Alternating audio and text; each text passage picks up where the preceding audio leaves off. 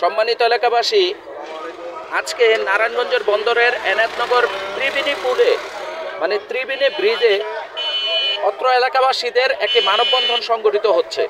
সেটি হলো দীর্ঘদিন যাবৎ গ্যাস সংকটে ভুক্তভোগী জনগণ এখানে একত্রিত হয়েছেন গ্যাস সংকটের সমাধানের আশায়। আপনারা দেখতে পাচ্ছেন অগণিত মানুষ এখানে সমবেত হয়েছে। বিভিন্ন শ্রেণী পেশার বিভিন্ন বয়সী নারী এবং পুরুষ এখানে একত্রিত হয়েছেন।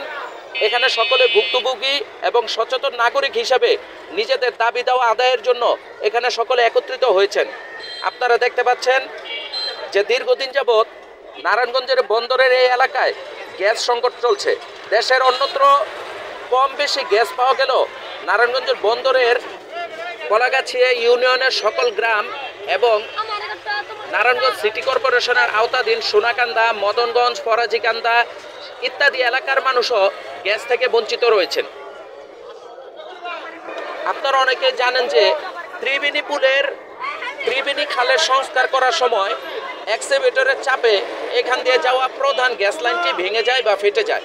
সে সময় থেকে আজ পর্যন্ত অত্র এলাকার মানুষ, অত্র এলাকার অগণিত মানুষ, অনেকগুলো গ্রামের মানুষ দীর্ঘদিন যাবৎ গ্যাস সংকটে ভুগছেন এবং এই গ্যাসের কারণে এবং গ্যাসের বিলও দিয়ে যাচ্ছেন, পাশাপাশি অতিরিক্ত জ্বালানি কিনে নিতে হচ্ছে।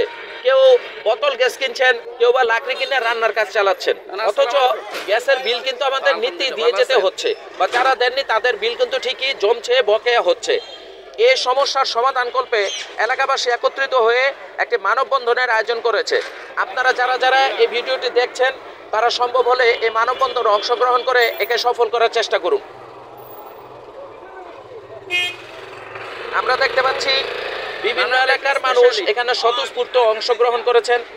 আমি এখানে আমার পরিচিত কিছু ভাই বেরাদারকে দেখতে পাচ্ছি।